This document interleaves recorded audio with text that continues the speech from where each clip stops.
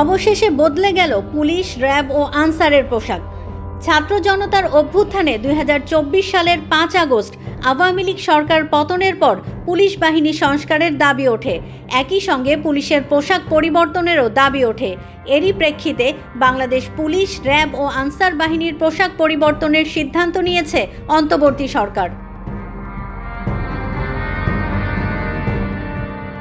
সোমবার 20 জানুয়ারি সচিবালয়ে আইনশৃঙ্খলা সংক্রান্ত উপদেষ্টা পরিষদ কমিটির সভা শেষে সংবাদ সম্মেলনে এই তথ্য জানান স্বরাষ্ট্র উপদেষ্টা অবসরপ্রাপ্ত লেফটেন্যান্ট জেনারেল জাহাঙ্গীর আলম চৌধুরী।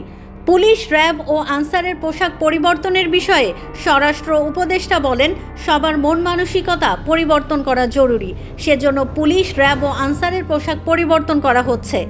পুলিশের পোশাক হবে আয়রন রঙের, র্যাবের পোশাক হবে জলপাই রঙের আর আনসারের পোশাক হবে সোনালী গমের রঙের।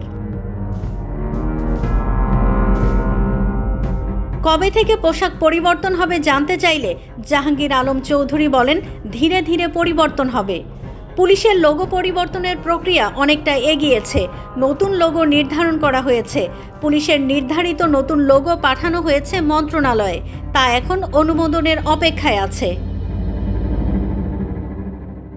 কেউ না বুঝলেও আমরা আপনার প্রয়োজন বুঝি, আর তাই তো অত্যাধুনিক ফিচার সম্বলিত বিভিন্ন সাইজ আর কালারের 250-টিরও বেশি ডিজাইন অপশন নিয়ে ওয়ালটন স্মার্ট ফ্রিজ বোঝে আপনার প্রয়োজন।